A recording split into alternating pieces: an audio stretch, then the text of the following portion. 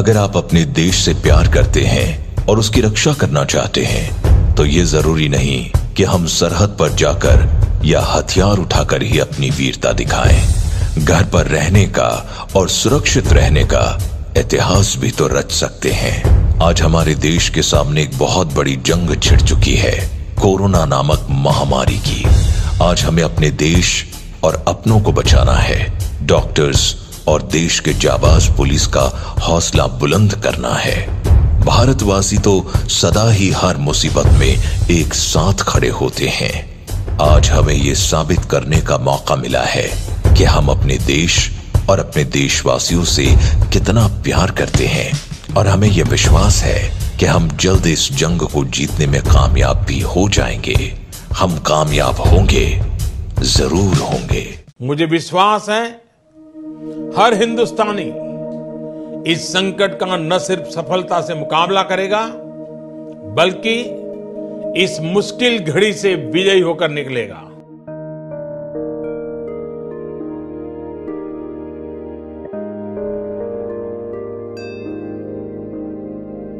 जय जय जय जय जय जय जय हो, जय जय जय जय जय जय। फिर से शहरों में रौनक आएगी, फिर से गाँव में लौटेगी हंसी, फिर से साथ सारे यार होंगे। ना होगी पाबंदी, ना रोक ही कोई,